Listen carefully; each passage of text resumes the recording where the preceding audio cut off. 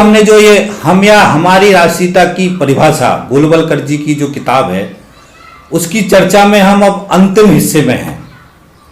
इस वीडियो के माध्यम से मैं आरएसएस के जो लोग हैं उनसे कुछ सवाल करना चाहता हूं। आरएसएस के साथ, भारतीय जनता पार्टी के साथ बहुत सारे ऐसे लोग जुड़े हुए हैं जो धर्म के चेतना के कारण से, धर्म के साथ जुड़े होने के कारण से ऐसे जो साथी हैं वो साथी आरएसएस के साथ जुड़ गए, भारतीय जनता पार्टी के साथ जुड़ गए।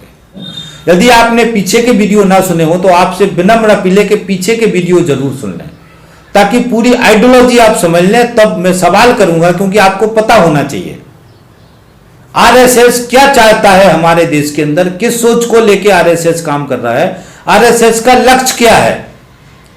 आरएसएस के लक्ष्य को गोलवलकर जी हैं, उन्होंने बहुत अच्छी तरीके से एक्सप्लेन किया है। सावरकर ने बहुत अच्छी तरीके से एक्सप्लेन किया है। ये दो ही लोग हैं जिन्होंने आरएसएस की पूरी सोच समझ को, पूरी विचारधारा को एक्सप्लेन किया है कि आरएसएस हमने क्यों बनाया है, हम क्या चाहते हैं, हिंदू राष्ट्र की परिकल्पना क्या है, हिंदू राष्ट्र की परिकल्पना के अंदर क्या क्या है, कैसे चलेगा। यदि आपको ये समझना है तो आपको हिंदुत्व की जो थ्योरी है उसके वीडियो सुनना पड़ेंगे। उसमें सावरकर ने क्या कहा है उस पूरी थ्योरी को समझना पड़ेगा। उस थ्योरी में नकारात्मक सकारात्मक क्या है वो वीडियो सुनना पड़ेंगे। उसके अलावा आपको गुरु गोलवलकर की हम या हमारी राष्ट्रीयता की परिभाषा, इस किताब के सारे वीडियो सुनना पड़ेंगे। उसके बाद से आगे अभी हम विचार नवनीत के ऊपर भी वीडियो बनाने वाले हैं, वो वीडियो भी सुनना पड़ेंगे। जब ये सारी चीजें आप सुन लेंगे तब आपको समझ में आएगा कि आरएसएस चाहता क्या है। आरएसएस चाहता क्या है, ये असल बात है, ये सच बात है कि आरएसएस से जुड़े जो आरएसएस के कार्यकर्ता हैं, जो रोजाना शाखाओं में जाते हैं, जो बीजेपी में जुड़े लोग हैं, हकीकत में बड़ी संख्या में ऐसे लोग हैं जिनको आरएसएस के असल लक्ष्य के बारे में पता नहीं है। आरएसएस का जो असल लक्ष्य है उसके बारे में समझ नहीं है। आरएसएस के असल लक्ष्य को वो समझ नहीं पाए हैं, ना उनको असल लक्ष्य को समझने दे रहा है। कौन? आरएसएस और भारतीय जनता पार्टी। ये मैं गारंटी से कह सकता हूं, क्योंकि हमारे देश की जनता को यदि आप समझने नहीं दोगे तो आप उसको कितना भी मूर्ख बना लोगे, मगर जिस दिन उनको बात समझ में आ जाएगी वो देश के साथ गद्दारी, देश के खिलाफ कोई भी काम स्वीकार नहीं करेंगे। ये हमारी देश की नस्ल के अंदर, उसके ब्लड में है, उसके खून में है। इसलिए जब तक उसको समझ में नहीं आया तब तक इनकी षड्यंत्र को नहीं समझ पाया, जब तक वो धर्म के नाम पर इनके इशारे पर नाचेगा, इनके इशारे पर काम करेगा। मगर जिस दिन वो सारी चीज को समझ जाएगा उस दिन इनके इशारे पर नाचना बंद कर देगा और इनको खत्म करने का अभियान शुरू करेगा। यह हमारे देश की जनता का चरित्र है। हमारे देश की जनता धोखेबाज नहीं है, हमारे देश की जनता गद्दार नहीं है, हमारे देश की जनता बेईमान नहीं है।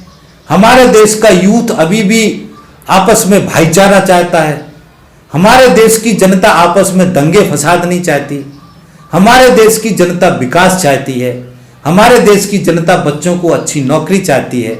हमारे देश की जनता, हमारे जो नौजवान पीढ़ी उनको स्थायी रोजगार चाहती है, अच्छा वेतन चाहती है, उनको अच्छा सा धन संपत्ति, थोड़ा सा पैसा मिले ताकि वो खुशी से जी सकें, ये चाहती है। आरएसएस का जो षड्यंत्र है अभी वो समझ नहीं पाए हैं। अब मैं शॉर्ट में बता देता हूं। जो भी आरएसएस से जुड़े लोग हैं, जो भी भारतीय जनता पार्टी से जुड़े लोग हैं, क्या आप ये चाहते हैं कि हमारे देश के ऊपर देशी विदेशी पूंजीपतियों का कब्जा हो? हमारे देश के आर्थिक संसाधनों पर देशी विदेशी पूंजीपतियों का कब्जा हो, क्या आप ये चाहते हैं? यदि हां या ना, मेरे हिसाब से ना होगा। हमारे देश पर, देश का देशभक्त जो भी देश के साथ है, कोई नहीं चाहेगा कि हमारे देश के संसाधनों पर देशी विदेशी पूंजीपतियों का कब्जा हो, ना होगा। मगर आरएसएस, नरेंद्र मोदी चाहता है कि पूरी देशी विदेशियों का कब्जा हो देश के सारे आर्थिक संसाधनों पर। ये बात को समझना है। ये इस बात में देश की जनता और भारतीय जनता पार्टी आरएसएस का चरित्र दोनों में टकराव होगा। देश की जनता इसके साथ नहीं है। आरएसएस के लोग भी हमारे देश को पूंजीपतियों का गुलाम बनाने के पक्ष में नहीं है। इस बात को समझना है। इसलिए वो इस मुद्दे को लोगों को समझने नहीं दे रहे हैं। दूसरा, क्या हम ये चाहते हैं कि हमारे देश के जो भी प्राकृतिक संसाधन है, तेल है, ऑयल है, ये सारा जनता के हित में जो लगना चाहिए, क्या हम चाहते हैं कि ये सारे हमारे प्राकृतिक संसाधन देशी विदेशी पूंजीपतियों के हवाले हो जाएं? देशी विदेशी पूंजीपति उसमें मुनाफा कमाएं, देशी विदेशी पूंजीपति उसमें बड़ा धन कमाएं? क्या आप ये चाहते हैं हमारे देश को लूटें? क्या ये चाहते हैं आप? नहीं चाहते भैया। देश की आम जनता, चाहे आरएसएस के साथ जुड़ा हो, चाहे भारतीय जनता पार्टी के साथ जुड़ा हो, कोई नहीं चाहता है। हमारे देश का संसाधन हमारे देश की जनता के लिए, उस संसाधन को सरकार के पास रहना चाहिए, सरकार के कब्जे में रहना चाहिए और सरकार को उस संसाधनों से आम जनता के लिए सहूलियतें देना चाहिए सस्ते दामों पर। यह जनता चाहती है। अब अगला सवाल आ जाओ, देश का जो नौकरी का सवाल है, क्या हम ये चाहते हैं कि हमारे बच्चे पीढ़ी दर पीढ़ी गुलामी में जिए, ठेकेदारी में, फिक्स टर्म में काम करें, आउटसोर्स में काम करें, कभी भी लगा दिया जाए, कभी भी भगा दिया जाए, उनको 10,000 12,000 वेतन मिले और कम से कम 12 घंटे 14 घंटे काम कराएं? क्या आप ये चाहते हैं? क्या आप चाहते हैं कि आपके बच्चे को परमानेंट नौकरी ना मिले? हर कोई चाहता है कि हमारे बच्चे को परमानेंट नौकरी मिले, स्थायी नौकरी मिले, उसका वेतन कम से कम 50,000 60,000 80,000 1 लाख रुपए महीना हो। हर गरीब चाहता है कि उसका बच्चा मेहनत मजदूरी करे, उसको न्यूनतम वेतन कम से कम 22,000 24,000 रुपए महीना मिले। हर किसान ये चाहता है कि उसकी फसल के उसको वाजिब दाम मिले। कोई गुलामी नहीं चाहता है। मगर नरेंद्र मोदी आरएसएस क्या चाहते हैं? देश के नौजवानों को, देश की आम जनता को श्रम कानून खत्म कर दिए उन्होंने, इसलिए श्रम कानून खत्म किए। श्रम कानून खत्म करके परमानेंट नौकरी का अधिकार खत्म कर दिया, फिक्स टर्म ला दिया है। अब उसके बाद से वो देश के नौजवान, देश की जनता को पूंजीपतियों का गुलाम रखना चाहते हैं।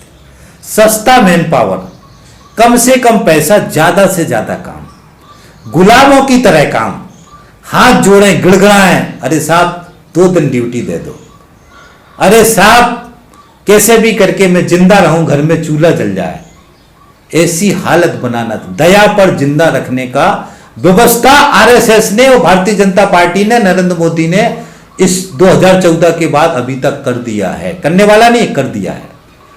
क्या आप ये चाहते हैं आपके बच्चे दर दर की ठोकरें खाएं? क्या आप चाहते हैं कि आपके बच्चों को नौकरी ना मिले? क्या आप ये चाहते हैं कि आपके बच्चे पूंजीपतियों के गुलाम हों? क्या आप ये चाहते हैं कि आपके बच्चे 5,000 7,000 में महीने भर 10-10 12-12 घंटे काम करें? क्या चाहते हैं आप? कोई नहीं चाहता। चाहे वो आरएसएस का बंदा हो, चाहे वो भारतीय जनता पार्टी का बंदा हो, इस बात को कोई नहीं चाहता। हर कोई चाहता उसके बच्चे को अच्छी नौकरी मिले, उसका बच्चा आजादी से अपना जिंदगी, उसके बच्चे अच्छे स्कूल में पढ़ सकें, उसका खुद का एक मकान हो, खुद की एक गाड़ी हो, उसके बाद संसाधन हो, वो सुखी हो, अच्छा इलाज करा सके, अच्छे स्कूल में बच्चों को पढ़ा सके, इतना पैसा उसको मिले, ये हर कोई चाहता है। मगर भारतीय जनता पार्टी आरएसएस क्या चाहता है? आपके बच्चों को पीढ़ी दर पीढ़ी गुलाम बना के रखना चाहता है। क्या आप इससे सहमत हैं? नहीं होंगे सहमत। ये जरूर है कि आपकी समझ में नहीं आ रहा है, षड्यंत्र अभी समझ में नहीं आ रहा। आप दिमागी रूप से धर्म का नशा चढ़ा हुआ है, इसलिए आप अभी मोदी मोदी आरएसएस कर रहे हैं। जिस दिन आप इस बात को समझ जाओगे, जिस दिन आपकी आंखें खुल जाएंगी, उस दिन आप इस पूरे रास्ते के खिलाफ खड़े हो जाओगे और इस आरएसएस का और भाजपा का जो षड्यंत्र है उसके खिलाफ सड़कों पे खड़े हो जाओगे।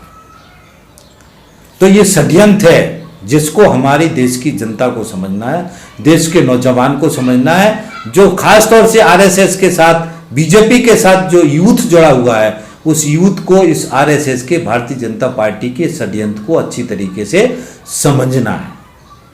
अब आगे बात करते हैं, दुकानदारों की बात कर लेते हैं। जितने भी व्यापारी हैं, फुटकर व्यापारी करोड़ों करोड़ हैं, क्या ये व्यापारी चाहते हैं कि इनकी जो देसी विदेशी मल्टीनेशनल कंपनियां जो बुला दी हैं नरेंद्र मोदी ने, उनकी वजह से फुटकर व्यापार चौपट हो रहा है, छोटे छोटे व्यापार बंद हो रहे हैं, छोटे छोटी दुकानदारें बंद हो रहे हैं, पूरा फुटकर व्यापार चौपट हो रहा है।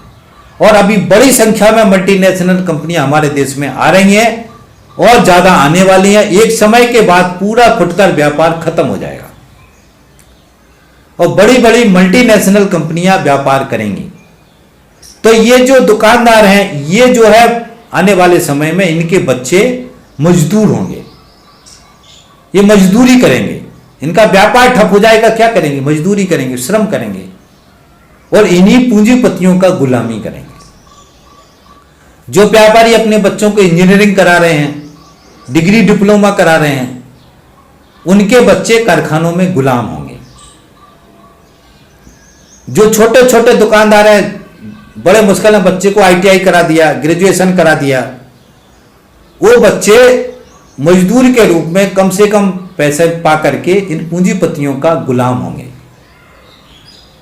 दुकानदार, छोटा व्यापार चौपट होगा, ये बिल्कुल सुनिश्चित है।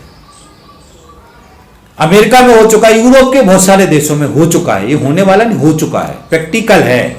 जो हमारे देश में नरेंद्र मोदी कर रहे, आरएसएस कर रहे। क्या आप ये चाहते हैं? क्या ये व्यापारी चाहते हैं कि उनका व्यापार चौपट हो, मजदूर बने वो कहीं जाके? क्या उनके बच्चे गुलामी करें किसी का? क्या वो चाहते हैं व्यापारी भाई? जो बीजेपी के साथ हैं, वो आरएसएस के साथ भी जुड़े हुए। मुझे नहीं लग रहा कि कोई चाहता है, मगर ये बात समझ में नहीं आ रही उनको। अभी आरएसएस का षड्यंत्र, बीजेपी के नीति का षड्यंत्र समझ में नहीं आ रहा उनको। धर्म का नशा चढ़ा हुआ है, यहां से बंद करके रखा हुआ है। तो अभी मोदी मोदी, बीजेपी, आरएसएस जय जय कुछ ना कुछ बहाना बना के फालतू बहस करते हैं। खुद का बच्चों का जिंदगी खतरे में है, खुद का आने वाली पीढ़ी दर पीढ़ी गुलामी में जाने वाली है, खुद का रोजी रोटी रोजगार खतरे में है। ग्राहक आ नहीं रहे हैं, बैठे हैं, क्योंकि ऑनलाइन मार्केटिंग आ गई, सब घर बैठे सप्लाई कर रही विदेशी कंपनियां, देसी विदेशी कंपनियां, मल्टीनेशनल कंपनियां। यहां तक कि घरों पे खाना सप्लाई कर रहे, होटल खत्म होने वाले, सब जगह आ गए वो।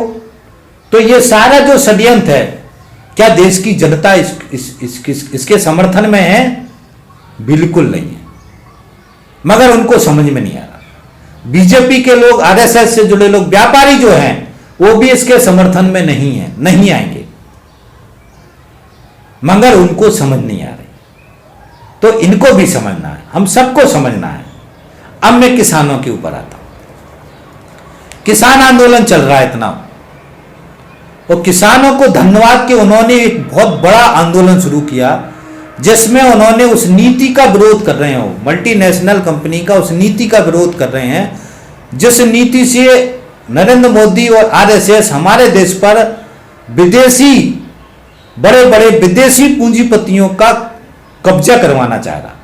हमारे देश पर वो कब्जा करें, विदेशी पूंजीपति, मल्टीनेशनल कंपनीज, उनके लिए ये रास्ता खोल रहे हैं देसी विदेशी कॉर्पोरेट्स कंपनियां, खेती का सेक्टर, जिसको रोकने के लिए किसान पिछले 5-6 महीने से दिल्ली के बॉर्डरों में बैठे हुए,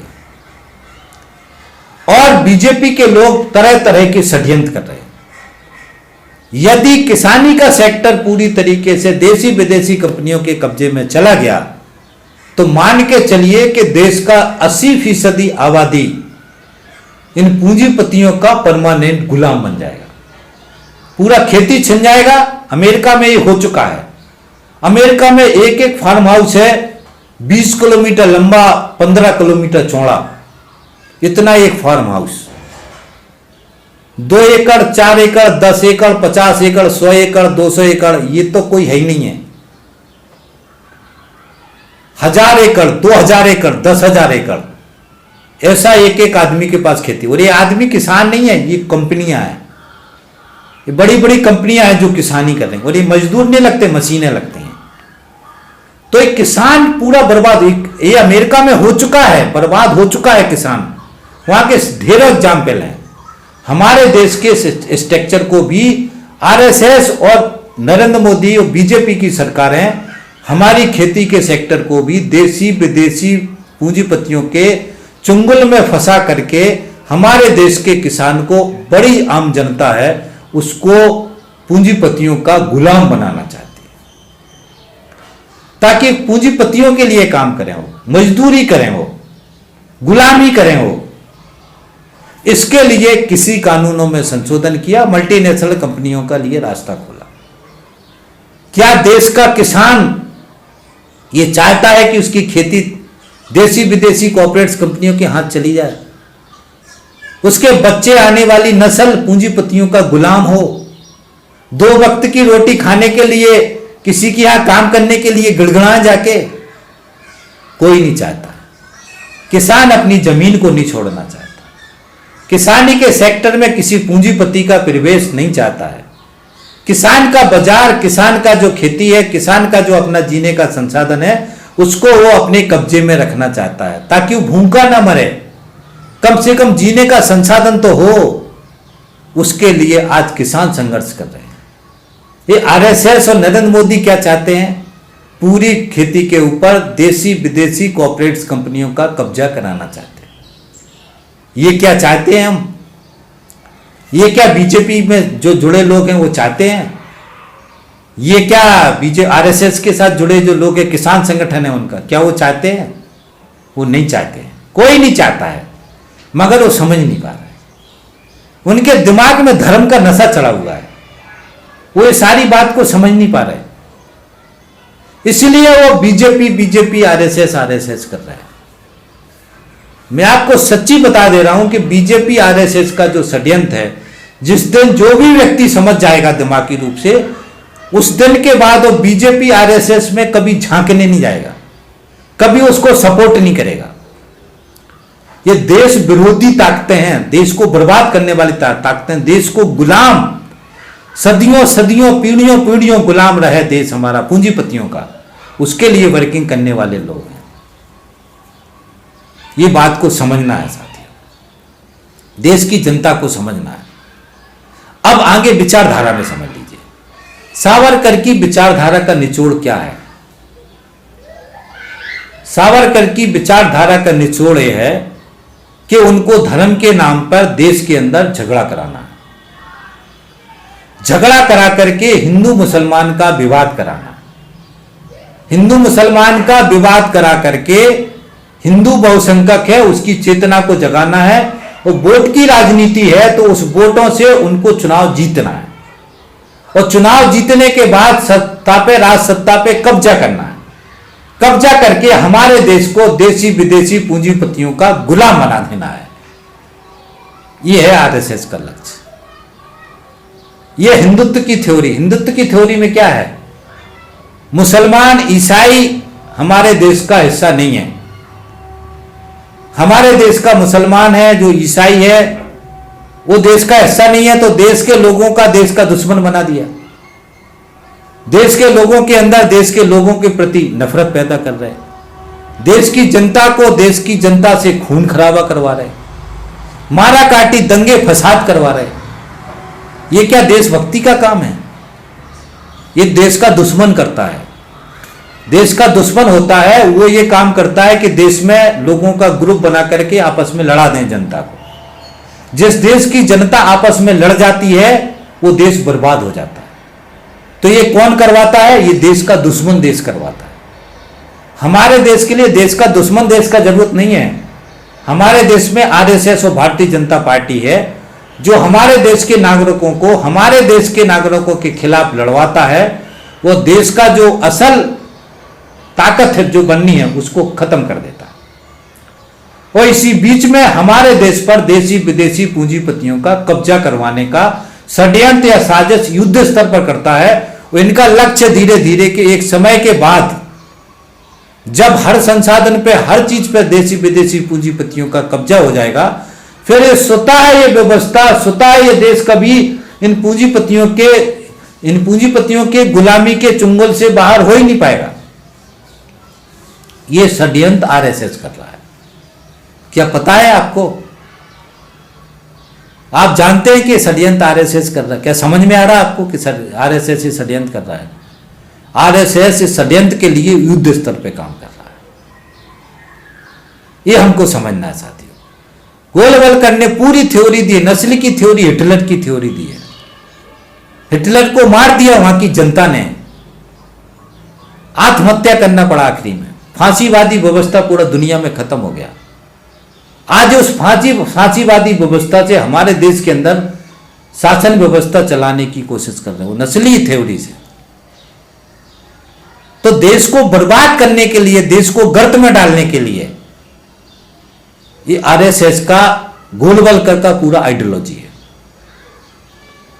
बस मुसलमान और ईसाई दुश्मन है, वो इन्हीं के नाम पर वो पूरी लड़ाई करा करके देश की जनता को इसी में उलझा के रखना चाहते हैं। इन्हीं को मुद्दों को असल मुद्दा बनाना चाहते हैं, इन्हीं मुद्दों को राजनीति का मुद्दा बनाना चाहते हैं। उन्हीं इसी मुद्दों में उलझा करके देश की चेतना को, देश की जनता की चेतना को, देश के नौजवान की चेतना को शून्य करके कर देते, शून्य करके रखना चाहते हैं। और आर्थिक क्षेत्र में देश को लूट करके देशी विदेशी पूंजीपतियों के हवाले कर देना चाहते हैं। जो षड्यंत्र नंगे रूप में आज भारतीय जनता पार्टी, नरेंद्र मोदी, आरएसएस कर रहा है। क्या आप ये चाहते हैं? नहीं चाहते, कोई नहीं चाहता है। एक बात और साथियों, जो आरएसएस ये कॉन्सेप्ट हिंदू राष्ट्र का लेके आया, भारत माता का कॉन्सेप्ट लेके आया, आरएसएस ने भारत माता अलग बना के रखी, भगुआ झंडे वाली भारत माता, जिसको हिंदू राष्ट्र की भारत माता बोलते हैं, वो जिसकी आरती आरएसएस करवाता है, जिसकी आरती अभी शाखाओं में होती है शाम सुबह। वो तिरंगे झंडे वाली जो भारत माता, जो तिरंगा झंडे लिए भारत माता है, इस भारत माता को वो भारत माता नहीं मानते। कौन? आरएसएस वाले। आरएसएस के हेडक्वार्टर्स में, आरएसएस की शाखाओं में आपको तिरंगा झंडा लिए भारत माता का फोटो नहीं मिलेगा। तिरंगा झंडे का कॉन्सेप्ट है हिंदू, मुस्लिम, सिख, ईसाई आपस में है भाई भाई। सारे देश की एकता, एकजुटता, उस भारत माता जो तिरंगा झंडा लिए है, उस भारत माता को देश की जनता नमन करती है, सभी लोग नमन करते हैं, उस भारत माता के लिए सम्मान करते हैं। मगर उस भारत माता को आरएसएस भारत माता नहीं मानता। कितने लोगों को पता है? आरएसएस भगुआ झंडा लिए वाली भारत माता को भारत माता कहता है। भगुआ झंडा के कॉन्सेप्ट से हमारे देश के अंदर हिंदू राष्ट्र की धारणा भारत माता के नाम पे पैदा करके युवाओं के अंदर मरने मिटने की, जो उनके अंदर दिमाग में ये नशा चढ़ा करके, जो असल भारत माता है, तिरंगा लिए भारत माता है, उसके खिलाफ खड़ा करता है। उसके खिलाफ षड्यंत्र करने के लिए नौजवान के दिमाग में नफरतें और गंदगी भरता है। ये आरएसएस षड्यंत्र कर रहा है। तिरंगे वाली भारत माता के साथ षड्यंत्र करने का काम अगर कोई कर रहा है हमारे देश में, तो वो आरएसएस कर रहा है, भारतीय जनता पार्टी कर रही है। अभी जो तिरंगा झंडे के सामने सलूट करते नरेंद्र मोदी, ये सब नाटक है, ये सब नाटक है। वो ये नाटक इसलिए है कि अभी सत्ता पे कब्जा करके देश पे कब्जा करना, जिसमें को काम करना है।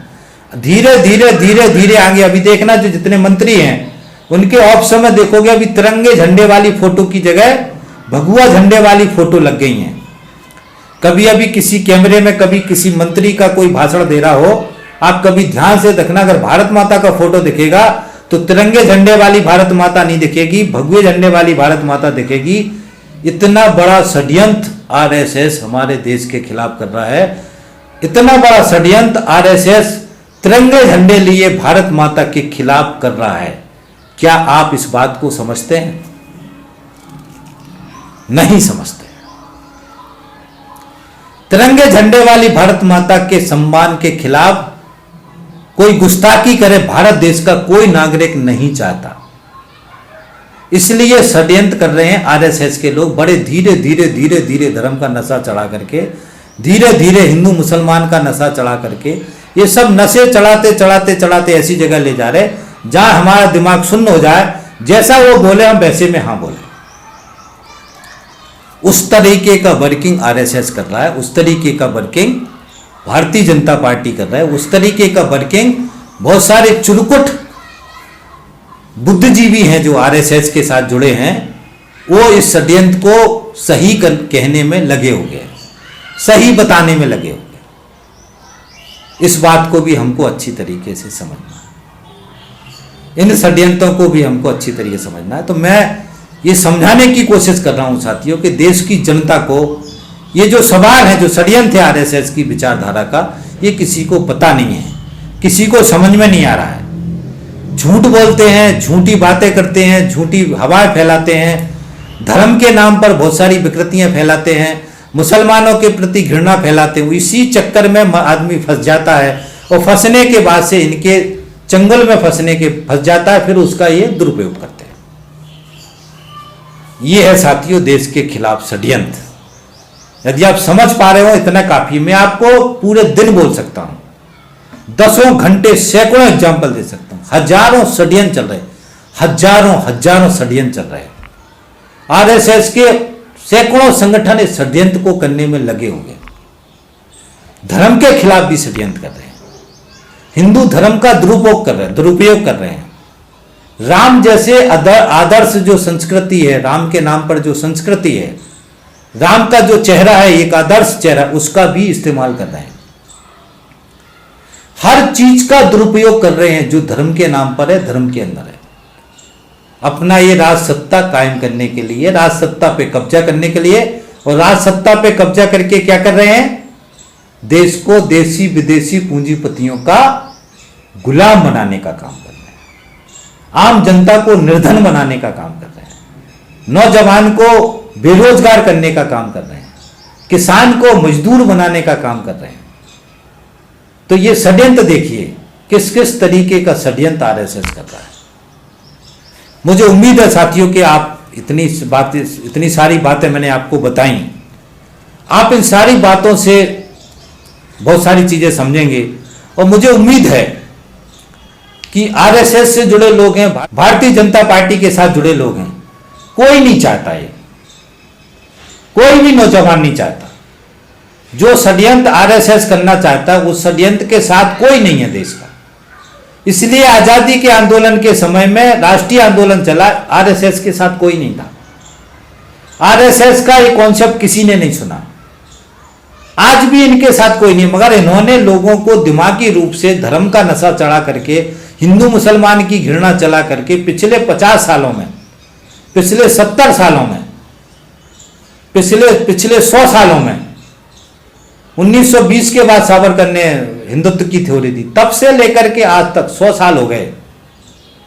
पिछले 100 सालों में हिंदू मुसलमान के नाम पे नफरतें, घृणाएं, दंगे फसाद, इतना सारा इन्होंने वर्किंग किया है और जनता के बीच में एक डिवाइडेशन पैदा कर दिया, धर्म का नशा चढ़ा दिया, असल सवालों से भटका दिया, रोजी रोटी रोजगार के सवाल भुला दिए, उसके जिंदगी के असल सवाल भुला दिए। तो ये षड्यंत्र जो आरएसएस ने पिछले 100 सालों में किया, उसको अभी और आगे बहुत तेजी से कर रहा है। और आज तो 2019 से तो नंगे हो गए, 2019 से तो नंगे हो गए। 2019 से जो इनकी आर्थिक नीतियां हैं, जो इन्होंने श्रम कानून खत्म किए, जो मल्टीनेशनल कंपनियों के लिए मार्केट खोले, जो सारे देशी विदेशी पूंजीपतियों को देश के संसाधन बेच रहे, कहां राष्ट्र बचा है? इनको पूरे राष्ट्र को बेचने का काम कर रहे हैं। स्वदेशी विदेशी कहां गया? इनका राष्ट्र कहां गया? राष्ट्रवाद कहां गया? सब कुछ खत्म हो गया, सब कुछ बेचने में लगे हैं। तो ये षड्यंत्र अब तो कर रहे हैं ना, अब तो हम समझ सकते हैं आरएसएस की हरकत को, आज तो हम समझ सकते हैं आरएसएस के षड्यंत्र को। चलो 100 साल नहीं समझे, क्योंकि झूठ बोल रहे थे वो। आज तो नंगे रूप में सामने आ गए, आज तो हम समझ सकते हैं। अगर आज नहीं समझेंगे तो हमसे ज्यादा मूर्ख, हमसे ज्यादा बेवकूफ कोई नहीं है साथियों। ये है साथियों असल बात जिसको हमको समझने की जरूरत है। और मुझे उम्मीद है कि इस वीडियो को सुनने के बाद आपके दिमाग में बहुत सारे सवाल उठेंगे। और सवाल उठाइए, सवालों की चर्चा कीजिए। कभी शाखा में जाएं आप तो वहां ये सवाल उठा दीजिए, आपको इसका जवाब मिल जाएगा। कहीं भी आप तक सवाल उठा दीजिए, किसी भी शाखा में, किसी भी आरएसएस के बड़े नेता से सवाल उठा दीजिए, वीडियो ही सुना दीजिए उसको, उसके सारे तारे खुल जाएंगे, उसका ये षड्यंत्र समझ जाएगा वो। हमारे देश का नागरिक कोई षड्यंत्र नहीं करना चाहता अपने देश के खिलाफ। हर षड्यंत्रकारी को दुश्मन मानता है हमारा देश का नागरिक। इनको भी जब इनके षड्यंत्र को समझ जाएगा तो इनको दुश्मन ही मानेगा, इनका नाम और निशान खत्म हो जाएगा साथियों। मगर इस षड्यंत्र हमको देश की जनता को समझाना है, देश की जनता इस षड्यंत्र को समझ जाए, इसके लिए बहुत मेहनत करना पड़ेगा। तो साथियों अब इस वीडियो को मैं यहीं खत्म करता हूं। उम्मीद करता हूं कि मैंने जो सवाल आपसे उठाए हैं, इन सवालों के बारे में मनन करें, चिंतन करें आप। और ये सवाल यदि वास्तव में सही, आप कमेंट्स बॉक्स में लिखें, मेरे से बहस कर सकते हैं, मैं आपको सैकड़ों एग्जाम्पल बता सकता हूं। यही सच है, आप कितने भी गुमराह हो जाएं, यही सत्य, अटल सत्य है ये, जो मैंने आपको इस वीडियो के अंदर समझाया। यही अटल सत्य है। अब सच के चश्मे से देखोगे तो यही अटल सत्य पाओगे, इस अटल सत्य को आप देख पाओगे अच्छी तरीके।